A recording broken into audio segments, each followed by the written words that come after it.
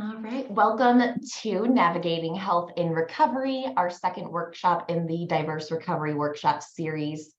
My name is Lydia Rhino. I am the program director at the Eating Disorder Foundation, and I am delighted to welcome everyone here tonight. Today's workshop is brought to you in collaboration with the Eating Disorder Foundation and Eating Recovery Center and Pathlight Mood and Anxiety Center. And take a moment to share a little bit about the Eating Disorder Foundation. We are a nonprofit that was founded in 2003 with a mission to be an effective resource in the prevention and elimination of eating disorders through free and accessible education, support, and advocacy. We are a Denver-based organization that is now serving individuals and families both nationally and internationally.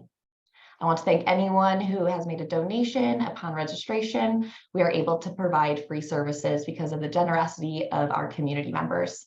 I will add the donation link to the chat if you wish to donate. If anyone has any questions for our presenter, I invite you to use the chat feature to communicate with me directly throughout the workshop. The chat is kept confidential and will come to me directly. We will save time for the Q&A after the presentation, and I will deliver those questions to our presenter. And we will not be sharing the PowerPoint, however, we are recording, and that will be sent out as soon as possible. Now I'd like to turn it over to Emma to say a little bit about Eating Recovery Center and Pathlight Mood and Anxiety and introduce our speaker for the evening. Thank you so much, Lydia. Hi, everyone. Welcome. My name is Emma Boyata, and I'm one of the community outreach liaisons at Eating Recovery Center and Pathlight Mood and Anxiety Center. Eating Recovery Center and Pathlight Mood and Anxiety Center's mission is to deliver the highest quality treatment for patients and their loved ones with eating disorders, mood, anxiety, and trauma-related disorders. ERC Pathlight offers a full spectrum of treatment services, including inpatient, residential, partial hospitalization, and intensive outpatient programs for adults, adolescents, and children of all genders. We also offer a ton of free resources, such as these events and free virtual support groups for our community. It is my pleasure to introduce tonight's speaker, Meredith Nisbet.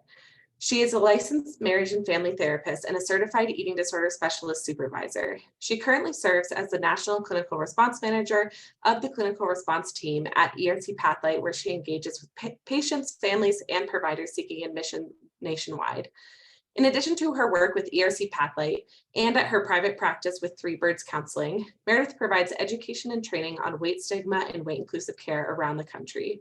Meredith earned her bachelor's degree from the University of North Carolina at Chapel Hill and her master's degree from East Carolina University. Meredith resides in Raleigh, North Carolina, where she spends her free time listening to true crime podcasts, doing recipe experiments with her fiance, and snuggling with her dog, Mac. Meredith, thank you so much for presenting tonight. Thank you. Hello, everyone. I'm excited to be with you tonight and back with EDF to talk a little bit about navigating health in recovery. So we'll go ahead and get started here. So this is me. Thanks for having me tonight. I'm excited to be back with a series. You don't have to have attended part one to be here tonight. We're doing separate topics, and I think it's going to be a really great way to explore the diverse ways that we recover. If you're interested in the content or interested in weight inclusive care in general, feel free to follow me on Instagram at Therapy with Mayor. I do a lot of weight inclusive content, as well as things like news articles, webinars, things like that, if you are so interested. A quick note on language as we get started. This is something I always do when presenting, just to kind of let folks know what they're in for and address some of the comfort and discomfort with the words that we use when we talk about bodies. Things that you'll hear me use to describe bodies in this presentation are fat, person of size, person in a larger body. I'm using the word fat not as a derogatory, but as a neutral descriptor. So similar to tall and short, old and young. This is part of my personal reclaiming of the word, and also part of kind of the fat community's reclaiming of the word. I know sometimes this brings up big feelings for people if the word fat has been used against them negatively in the past. For some people, it's very triggering. There's a lot of trauma related to that word, and I want to be respectful of that and acknowledge that it's not for everyone. Some folks aren't ready to reclaim it, don't want to reclaim it, and that is perfectly fine. I just always like to give a warning that I will be using it in this presentation, just so that if that's something that is difficult for you, you are aware as we get started. Things that I won't be talking about in this presentation, or words that I won't be using in this presentation, are fat as a derogatory term. And I also won't be using the words obese or obesity. The reason for that, if you haven't had much contact with that, is that those words are rooted in the medicalization and pathologization of bodies, really, associating a certain body size with, automatic illness, which is not true. And it can be really triggering for folks in larger bodies like myself, as it can be reminiscent of negative healthcare experiences, this feeling of being reduced down to your body size as if that's the only important thing about you. So those are some of the words that we'll be using tonight. If you're interested in that, I encourage you to learn more about kind of the reclaiming of those words and why we don't use the words obese or obesity.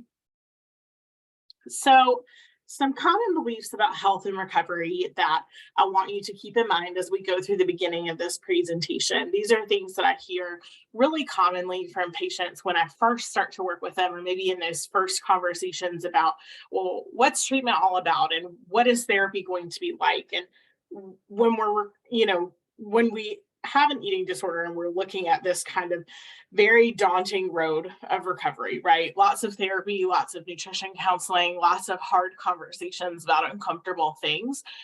These are some of the beliefs that folks present to me or that they worry about. So they might say, recovery is something that feels like it threatens my future health. I'm worried about how I can hold both things. I'm worried about how I can both recover from my eating disorder and also be healthy or pursue health, that sort of thing. The idea that health is something that's easily definable and achievable. So oftentimes when folks step into my office, telehealth, for the first time, they have this very concrete idea of what health is and what health means. And oftentimes that's very, very tied to their eating disorder. Also, this idea that the pursuit of health looks the same for every single person. So if this is what this person over here did to achieve health or to be healthy, then that's also what I need to do and also what's right for my body. Often too, kind of having, as we are in, like outpatient treatment or coming down from higher levels of care into outpatient treatment and going back home, coming back into the real world, having to go to the doctor for, your annual physical or because you're sick or have an injury. Sometimes we have rose-colored glasses of this, like, well, all my providers are well-versed in eating disorders. They're all going to understand and support my recovery goals. And sometimes that's a really hard conversation when they have a bad interaction with someone who, maybe just isn't as well-versed. Other beliefs that folks often have is this belief that health is within my full control. And this is also often tied closely to the eating disorder because we cling to that, right? We want to believe that health is within our full control. So that's something that I spend a lot of time talking with folks about. And then finally, feeling that their beliefs about health don't have to change in recovery, that they can continue to lean on past health beliefs and that those, can kind of carry them through even in recovery. So these are really common beliefs that I hear at the start of treatment. I want you to keep these in mind kind of as we start to talk about the concept of what is health, what does that mean? And then we'll circle back. You'll see this slide again later. So what is health? When we talk about health, we're talking about something that's so complex. It's a really, really complex subject, and it truly is multifaceted. It's also a construct, meaning that we create the definition of that. And it extends beyond physical well-being. I think most of the time, majority of the time, when someone says the word health in casual conversation, we kind of are auto-programmed to think physical health, and that's it. And I think, we'll go a little bit into diet culture and kind of how these things play together. But our idea socially of health is physical health. And by default, the thin ideal. And so when we kind of have this reductionistic point of view of health, it's really hard for folks to actually pursue it. There's kind of this one perceived definition. And really, when we look at the ways in which people can be healthy, what comes to mind are all of these different things. So when we're actually talking about health from like a research point of view, a therapy point of view, a clinical point of view, there's all these different facets. So we have physical health, which is the state of our physical body and the way that that's functioning. This could be, whether you have medical diagnoses, you have chronic illness, you have aches and pains, anything like that that's physical. We have mental and emotional health, which is psychological well-being. That includes things like emotional resilience, mental clarity. If you have mental health diagnoses that maybe, you're on medication that's not working right for you, or maybe you're on medication that works great for you. Maybe talk therapy is the answer for you. Whatever, kind of things that work for you all play into your mental and emotional health. We also have social health. So social health is going to be the way we relate to others around us. So that can be strangers on the street, folks who, feel that they can leave their house, they can interact with other people, which can be challenging in a post-pandemic world, or not even a post-pandemic world, still a pandemic world. How we relate to our family, our friends, our coworkers, all of these social connections that we have. There's also environmental health, which is the environment that we live in, the home we live in, the neighborhood we live in, the environment in terms of like the air, the water, all of that kind of stuff. All of that also impacts our well-being, right? Access to clean water, access to clean air, access to a safe home, all of those things. And then spiritual health. So that can mean a lot of different things to a lot of different people, whether that's a religious belief that you hold, if that's maybe you're atheist or agnostic and you have your own kind of sense of purpose that has nothing to do with religion. Maybe you're more of a spiritual person, whatever that means for you, but just whatever that kind of guiding principle or guiding light is for your life that gives you a sense of purpose, a sense of meaning, and connection to something larger than just you. These are all of the things that we're talking about when we talk about health.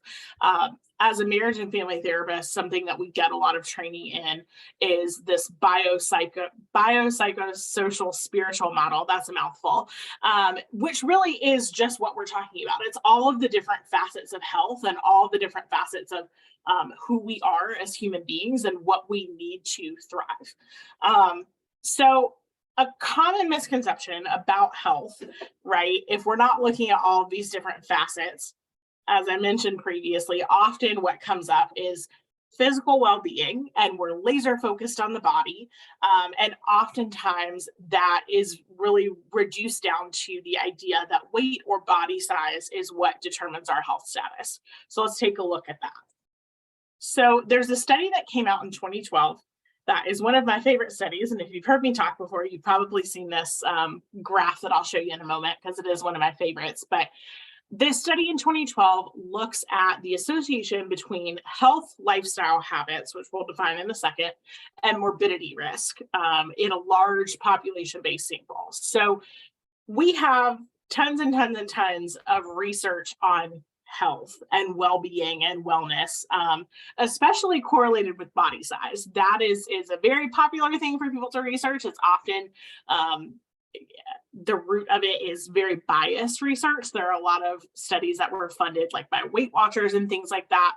But when we're looking at this study, these specific health habits that they're talking about are what I would consider pretty neutral, pretty, they're not diet culture-y wellness habits, aside from giving a number of servings of fruits and vegetables. But in general, I like to kind of erase that 5 and just say like eating more fruits and vegetables. So eating a diverse diet, exercising regularly. So again, that's not like a 5 times a week for X amount of minutes. It's doing X type of exercise. It's just move your body in a consistent fashion on a consistent basis. Consuming alcohol in moderation, which we have lots of research about the impacts of alcohol on the body, and not smoking. Same thing. We have lots of research about the impacts of smoking on the body. So looking at these health habits, again, we have lots of research studies that look at these health habits, probably these specifically, and body size and kind of how health plays into that. The thing that's different about this study is that it is stratified by BMI. BMI, we know, is inherently flawed. We know that it's rooted in racism, but unfortunately, much of the body of the research that we have available to us utilizes it. And so normally I would not be using BMI terms or values. We wouldn't be talking about BMI, but this portion of the presentation, because we're looking at empirical data, I am going to reference BMI values. I don't want anyone to perceive that as an endorsement of BMI as something that's like appropriate or an effective measure of health. But really it's just an attempt to work with the data that we have and see what we can learn from it. So with this study being stratified by BMI, what we can see now is how health behaviors impact morbidity risk for folks with higher BMI values compared to folks with lower BMI values. So folks who have different sized bodies but have the same types of health behaviors or the same number of health behaviors as we're talking about in this study, and how that impacts, their morbidity risk over time. So when we look at this graph, something that's really interesting about this is if you look over on our x-axis, we have the number of habits. So if people have 0, 1, 2, 3, or 4 health habits, and on our y-axis, we have the hazard ratio or the morbidity risk. And all you need to know about that is the higher the line, the higher the morbidity risk. The darkest bar on this bar graph is going to be folks in the largest body size or the highest BMI category. The bar that is the lightest is the folks in the smallest or lowest BMI category. That's really all you need to know. So if we're looking at this population sample, right, this was done with thousands of people. What we can see is that for the population sample that has absolutely 0 health habits, they're not doing any of those 4 things we talked about, there is a higher morbidity risk for folks in larger bodies. What we can see that's very impressive and very interesting here, though, is that as soon as we add one health habit, that morbidity risk for folks in larger bodies drops in half, and it comes almost equal with every other BMI category. And you can see as we continue to add health habits, by the time we get to number 2, we've added 2 health habits, folks in the higher BMI category are actually have a lower morbidity risk than folks in the smallest BMI category. And as we continue to move down, by the time we get to 4 habits, everyone has reduced their morbidity risk, and we're nearly even across the population. So what's interesting about this is there is no restriction here. There is no don't eat this. There is no exercise this much or in this way. There is no you can't eat that. This study shows us something that I think is kind of a duh phenomenon, which is folks who engage in health behaviors, regardless of weight change, scale change, body size change, any of that, have better health. So better health habits or more health habits equals better health. And that you don't have to pursue weight loss. You don't have to change your body in order to improve your health or pursue health, whatever that means to you. A lot of people have this question of how can I be healthy while I'm living with chronic illness or disability? And this is something that is so nuanced, and I think it is really frustrating when you dig into this and you realize how ableist our concept of health is. And so the things that we have to acknowledge here are that, health is multifaceted, right? Beyond body size, beyond physical wellness, but beyond physical ability or even mobility. Weight as the sole indicator of health is something that perpetuates weight bias and therefore also ableism. And in order to combat ableism, we have to embrace this broader definition of health. When we are, using ableist constructs to define health, we basically are excluding a whole segment of the population and saying, you will never be healthy, you will never be good enough. And that's just so awful and so sad. And I think looking at inclusive perspectives of health are really important in recognizing that all bodies have value and that there is no one way to be healthy. That's really important, because if we're measuring everyone to this kind of invisible bar, right? And we know that the bar is being set unfairly, and we know that from the gate, right, we're leaving out all of these people. We're not doing what we need to be doing, which is focusing on promoting accessibility, autonomy, quality of life. These are the things that actually improve health outcomes and actually are part of health, right? These things like having access to healthcare, being able to make decisions about your own body, whatever that means, improving your quality of life, whatever that means for you.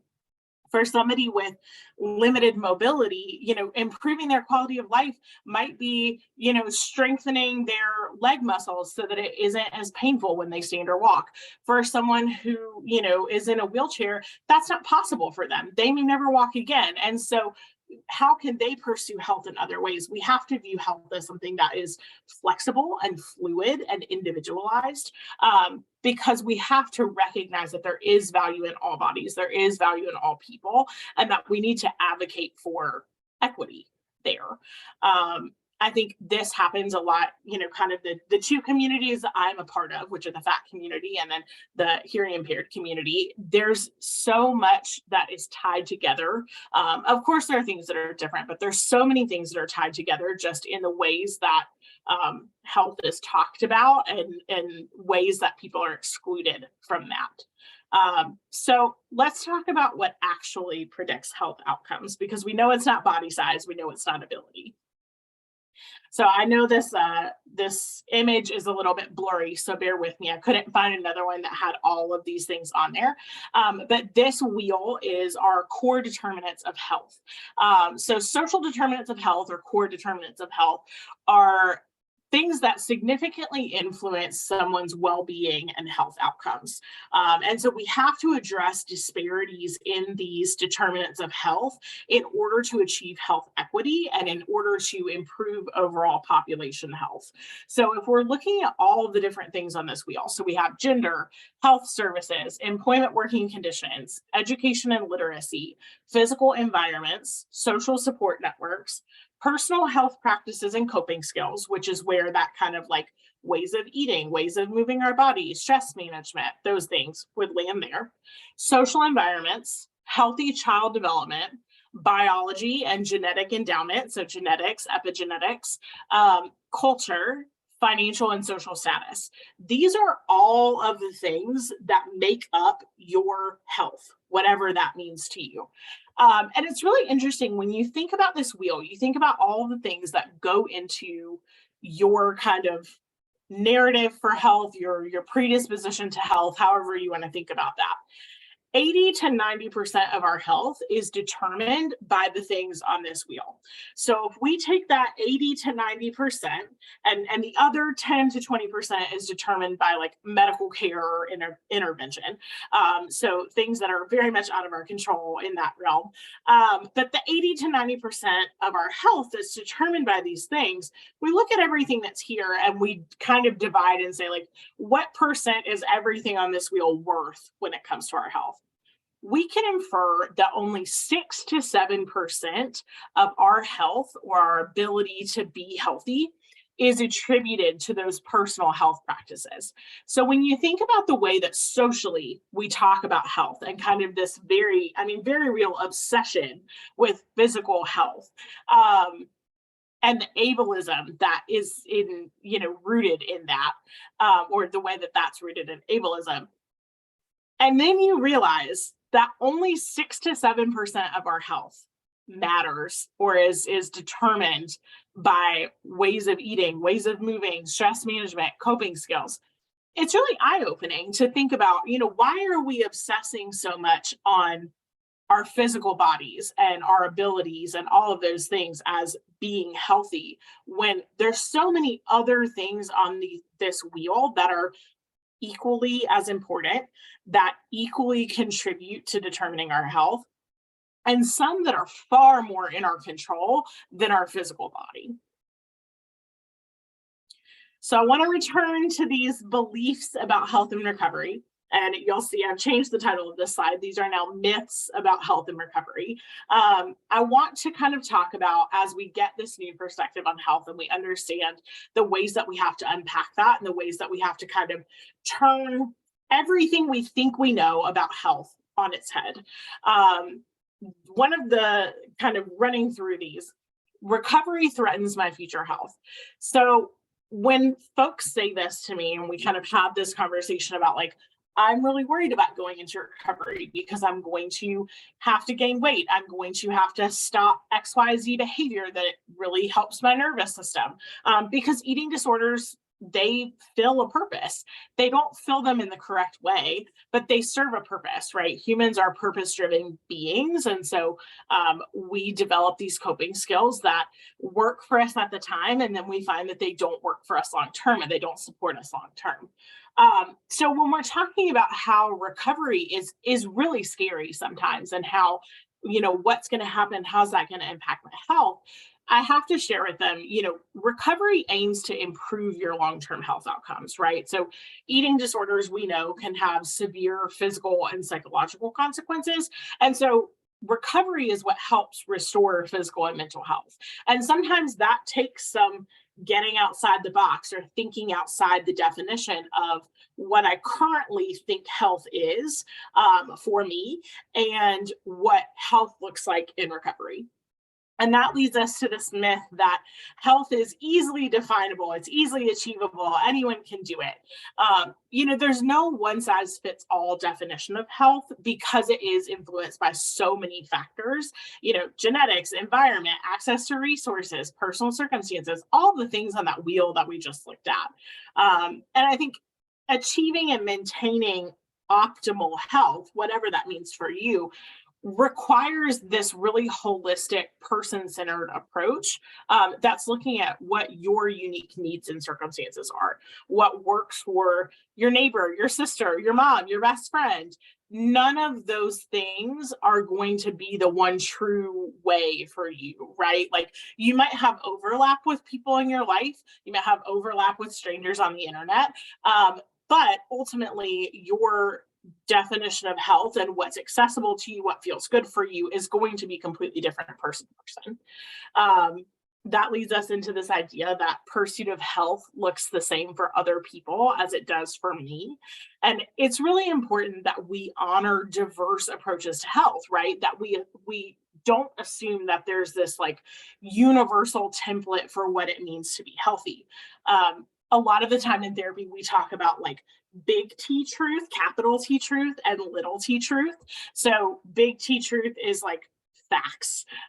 Little t truth is like my personal truth, my personal perspective. And I think health is a lot like that, right? Like society has given us this definition of health that is capital H health, and it is the way to be healthy.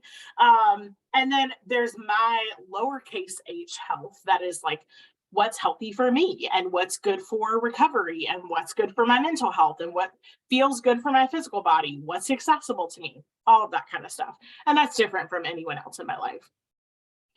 Another myth that comes up, again, all providers will understand and support my recovery goals. Like I mentioned earlier, this is a really hard one to have conversations about. And we're going to talk a little bit about how you address this with providers, how you talk about this with them in a minute. But I think the takeaway here is that not all providers understand eating disorders and or weight inclusive care.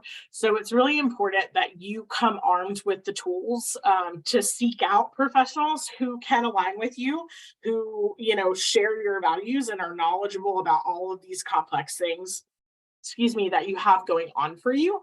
And also the key thing here is that they demonstrate empathy. And if they don't know, they're willing to learn. Unfortunately, that is not true across the board. I wish it was, it should be. But that is a reality of recovery and navigating health and recovery that we have to face.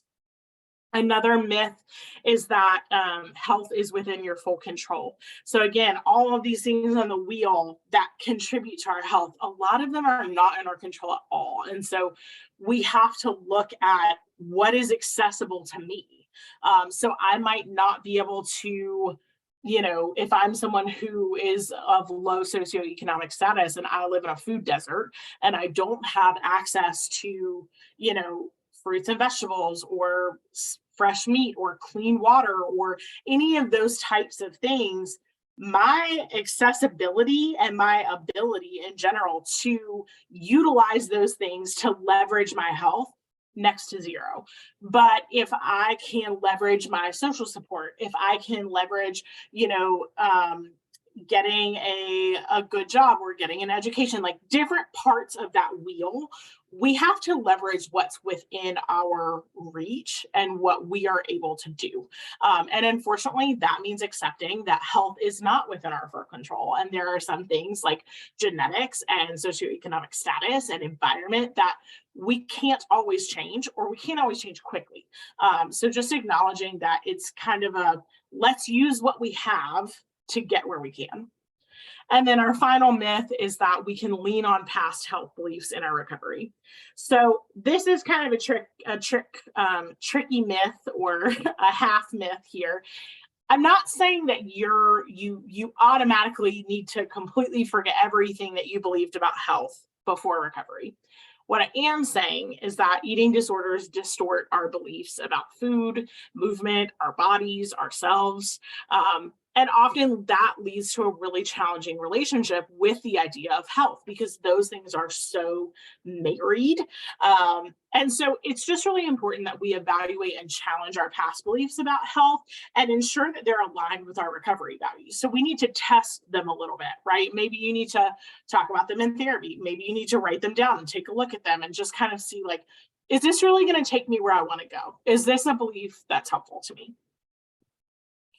So diet culture and our health narratives. So some of the things that diet culture says, walk 10,000 steps per day, drink half your body weight in ounces of water. You have to eat in a certain way. Exercise earns or erases food. There's one correct way to be healthy. My body must fit the social norm to be good or valuable. Social media knows what's best for my body. All of these things are kind of drummed into our heads, right? As I call it, our automatic programming, like our factory setting. All of that's drummed into our head by social media and by society at large. And when we take a step back and we get a foothold in recovery, whole person health says the opposite. Whole person health says moving my body is not a moral choice. I can learn to be attuned to my body's communication. I can learn to trust my body to let me know what it needs. I can prioritize moving in ways that bring me joy, that feel good in my body. I can pursue health in ways that work for me if I choose to do so. Again, coming back to this accessibility piece. I'm not going to choose something that's not accessible to me, right? I have to choose something that works for me. And I may choose not to. It may feel inaccessible to me for mental reasons rather than physical ones. All bodies are different and valuable. All bodies are good baddies. And this is, I think, addressing this ableism piece that, like, you don't have to be physically able or mentally able, right? You can be struggling with mental health. You can be struggling with physical health. You can have chronic illness. You can have a physical disability. You can have all of these things.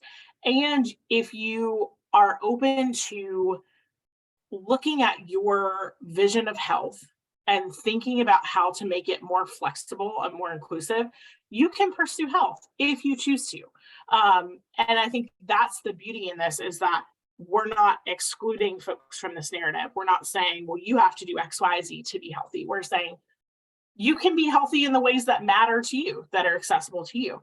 And that brings us here to the last thing whole person health says, which is, I know what's best for my body, right? I can, instead of turning outward to the world and saying, what should I do? How should I move? How should I eat?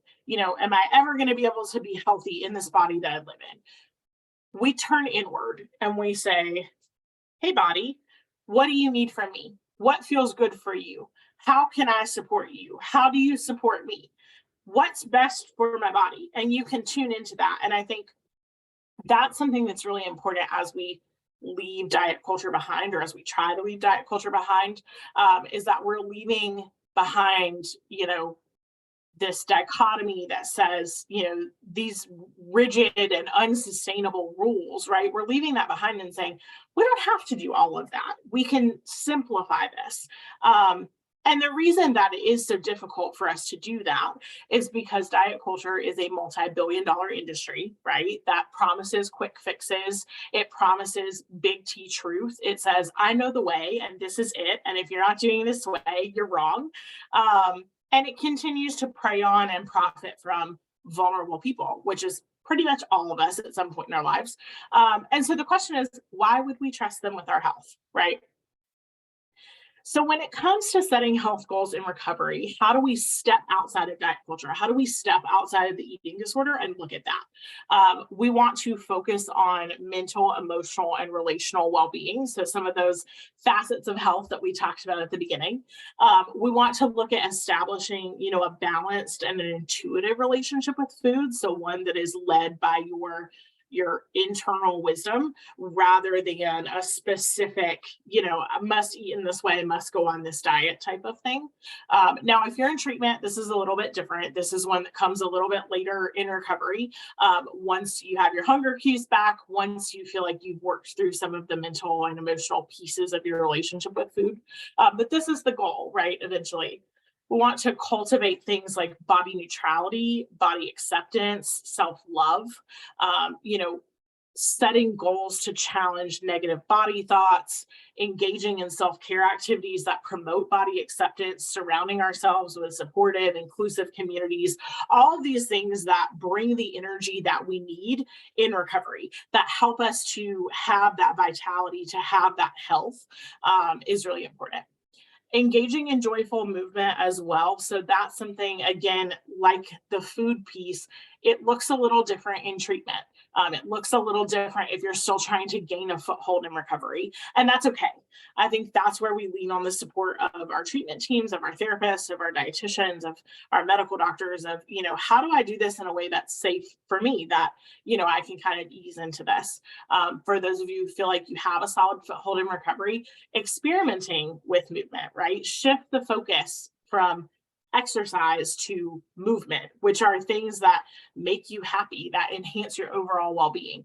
Setting goals to explore different forms of movement. So trying something you've never done before, trying something you love to do with a kid, or something that you love to do as a kid, or that you love to do with your kids, right? Go to the beach and swim.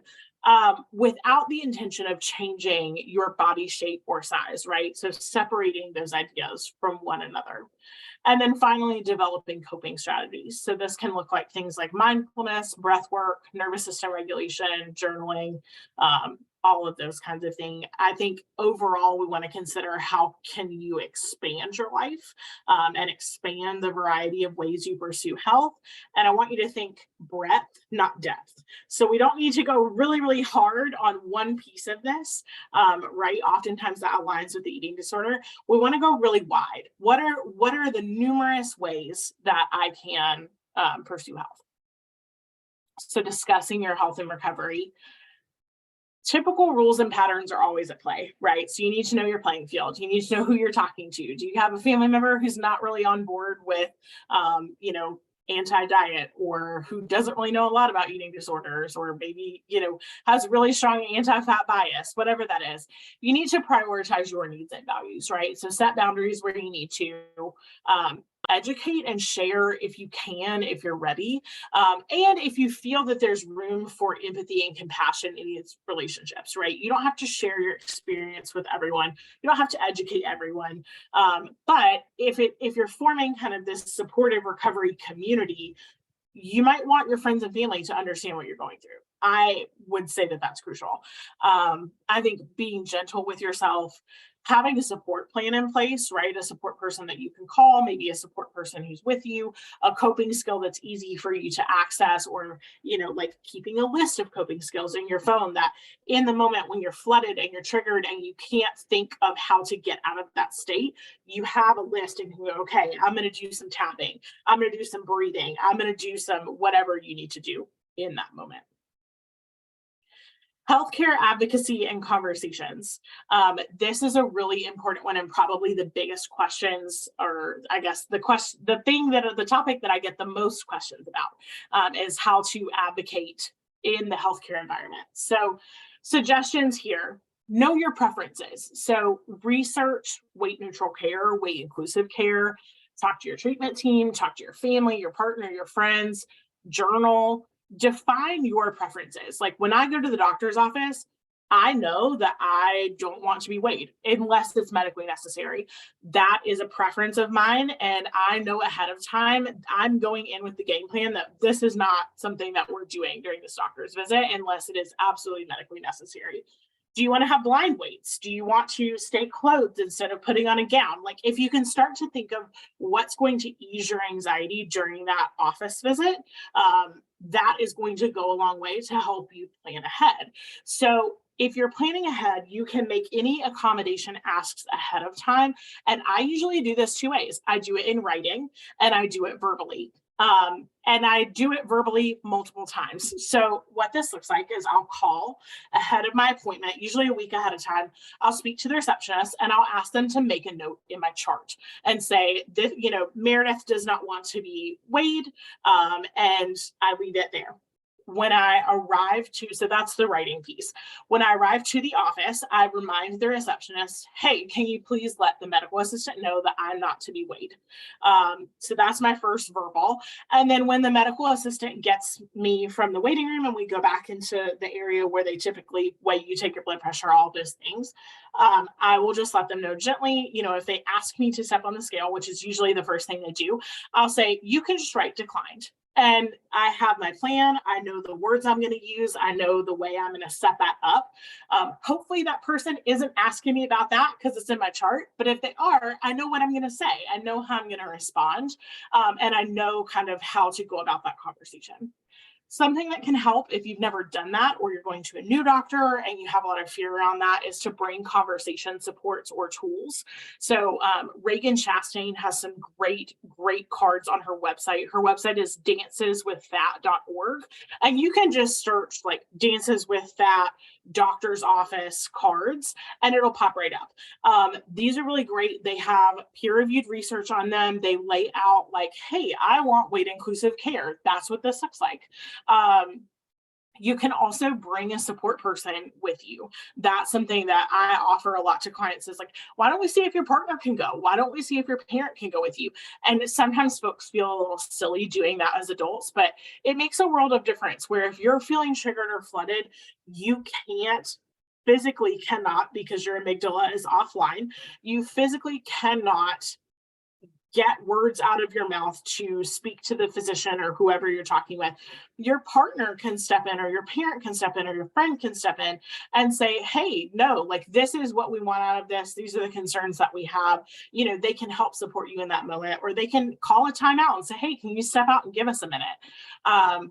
Another thing you can do is just feel confident in your ability to set boundaries. So requesting respectful language, pausing the conversation. Like I said, taking a timeout if you need a timeout. Knowing that you can request documentation of denials, right? If you're wanting a test and someone's not willing to run a test or someone's not willing to do whatever you're asking them to do, asking them to document that. Please document your refusal to do XYZ in my chart. I think it's really important to remember that a healthcare provider is providing a service just like any other service. And you have rights in that relationship as you do in any other relationship. And primarily, those are your rights to feel heard, to be respected, and to have your needs met appropriately. And so I think it's important to just consider what you need to empower all of those things, right? Like the medical system is not always one that is super friendly. And not everyone knows everything. And so sometimes we have to wear our battle armor, so to speak, and kind of come prepared to share information, to set boundaries, to know what your needs are, to know what your rights are. I think, when I say share information here, I'm talking about sharing weight inclusive information, sharing evidence, collaborating on treatment goals and saying, hey, that's cool if that's your treatment goal for me, but what I really want to do is, lower my blood pressure. How can I do that? What would you suggest to someone in a smaller body? Kind of thinking outside of the box and working with your provider to collaborate from this weight inclusive approach, and kind of shifting the conversation towards holistic goals rather than ones that are really focused on food or movement. And finally, seek a second opinion. If your current provider is unwilling or unable to provide you weight inclusive care, you deserve that if that is what you want. And so I would say consider seeking a second opinion from someone who aligns with your values. If you're having a negative healthcare experience, some things that can help support you in regulating after that happens. This could be you met with an unsupportive or biased provider. You got a new diagnosis or a new illness.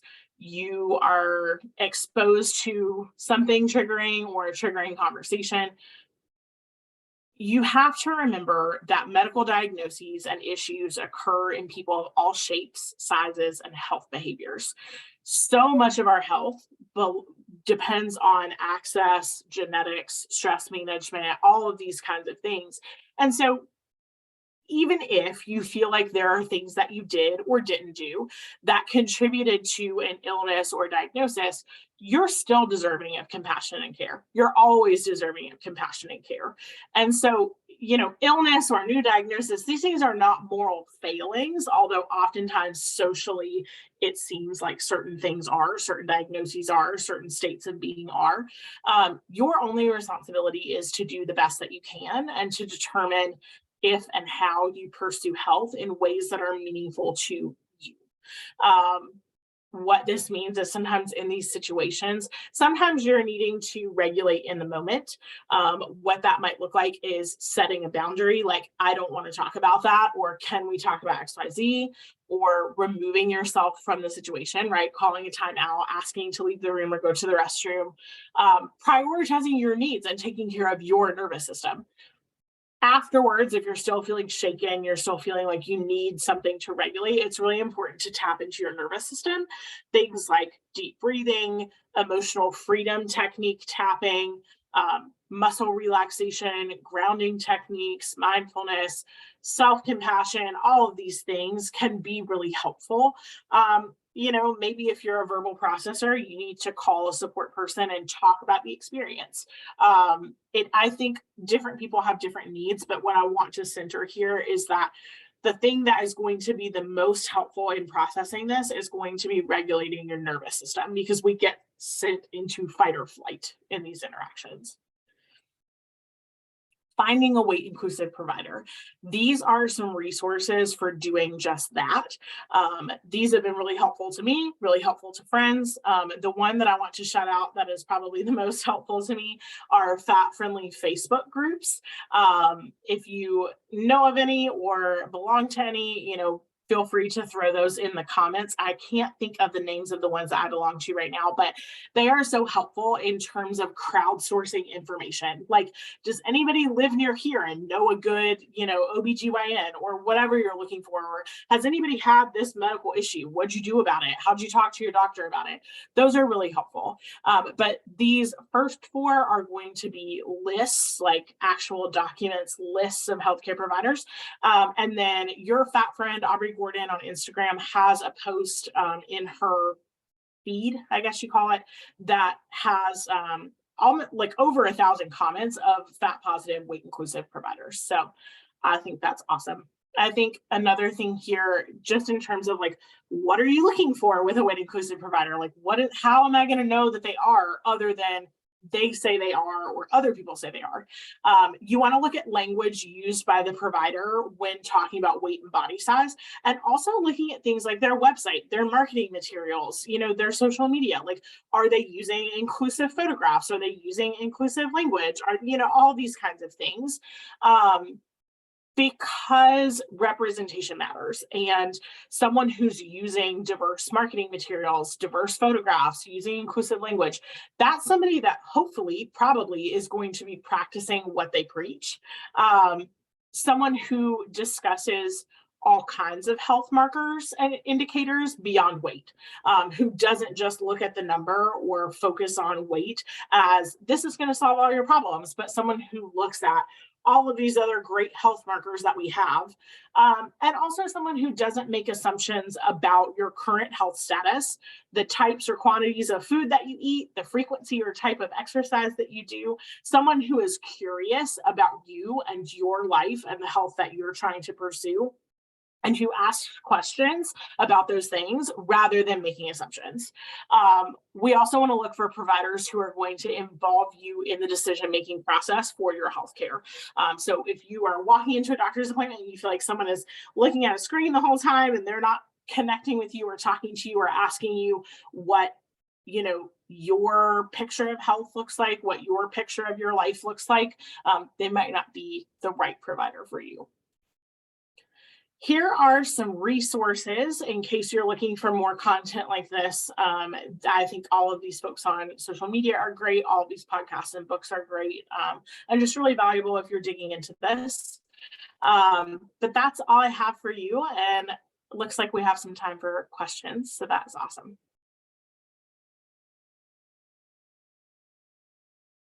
Thank you, Meredith. I feel like this is such a refreshing conversation to have. I feel like so often the word health can be really tricky to navigate in recovery. And I feel like it's almost taboo sometimes to talk about what that looks like and how that sounds.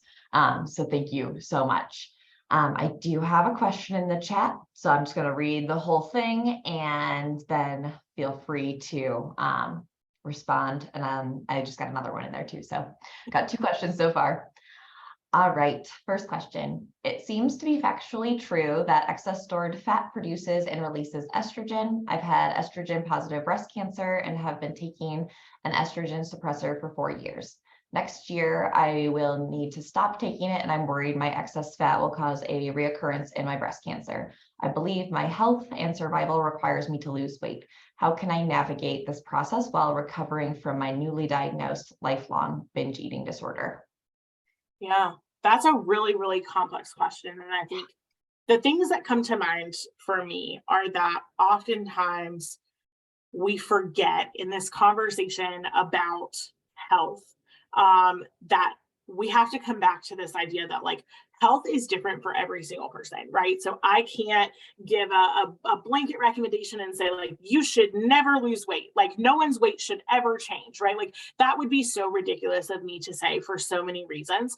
And I think oftentimes that gets lost in the fray a little bit, right? That like if you and your doctor and the research are supportive that, and I'm by no means an expert on cancer, on estrogen, on any of that, but if that is what the research says, if that is what your doctor is adamant about, I think you could ask some questions that are supportive of your recovery in that, right? So you can show up and say, hey, I have this lifelong eating disorder. It's something I've really battled with. And what has been helpful in my recovery is XYZ, not cutting out food, not, reducing calories or restricting intake or, whatever has been helpful for you in recovery, showing up to your provider and saying, hey, this is another piece of my individual medical puzzle.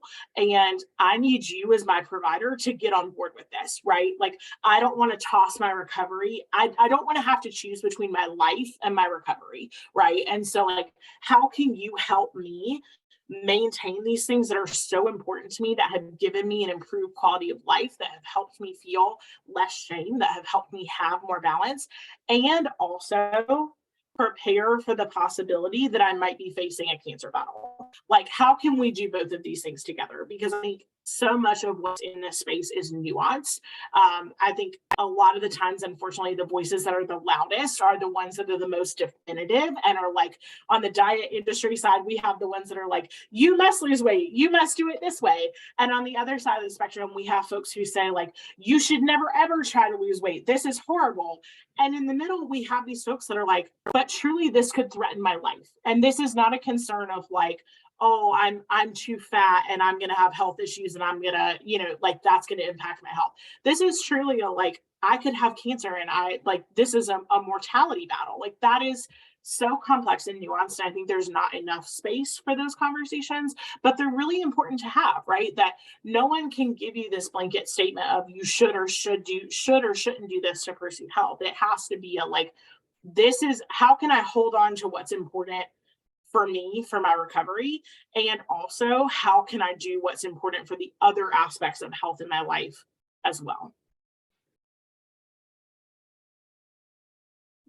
Thank you so much, Meredith. I feel like that is a very like nuanced conversation to have, and you really, I feel like, captured all the parts of bringing in both pieces and being able to open that discussion. It's a tough one. Sometimes I wish that I was more of an expert. I'm someone who I wish that I could know everything about everything. Like I would love to know more about that because it is so nuanced, I think. Yeah, absolutely. All right, last question that we're going to have time for. Any specific advice or questions that someone can ask a doctor's office when calling to schedule a first appointment? Someone's actively seeking a new primary care as well as some specialists, and there seems to be some difficulty getting started with that. You shared some resources already, just more of like what we can do taking that first step to see if a doctor is going to be a good fit for an individual. Yes, that is so important. I think it's some things that would be really helpful would be asking the question like, how do you collaborate with patients about their health goals? What information do you ask for from patients before you help them set a plan for health goals? Do you have, a standard kind of like a standard spiel that you give every patient, right? Like, are you always going to talk to somebody about food and movement, which is so, it is so reductionist, right? Like, oh, you should just move more and eat less, or like, oh, you should, only eat this type of food, or you should move in this way. Like I think asking those questions of like, are you going to treat me as an individual? And I think finding ways to phrase that as like, tell me how you and your practice support people in pursuing health in ways that are individualistic to them. And kind of really leaning on what I mentioned earlier in terms of that, like, healthcare is a service, right? Like so often we think of there's an inherent power imbalance, right? In therapy, in the medical field, in nutrition counseling, like there's an inherent power imbalance there. And as providers, we have to be really cognizant of that because I am not the expert on your body. You are the expert on your body. I am the expert on this thing over here that we're going to use to help you get where you want to go with your body. And so I think framing things and really leaning on that belief that like I have the right to interview you to be my provider because my health is important and my rights are important and they matter. And I'm not trying to make your life hard. I'm not trying to make your life complicated or be, a difficult patient. But I want to know the type of experience that I'm going to have because this is really traumatic to go through over and over and over again, and really exhausting and draining. And, if you could just answer these questions for me ahead of time, that would help me see if we are a good fit for each other. The reminder of the healthcare being a service is such an important thing to remember that I feel like we're often like not aware of going into that situation. That is amazing. Thank you, Meredith. I got a couple more questions, but I am going to pass them along to you to review afterwards and just get connected. I'm going to stop recording.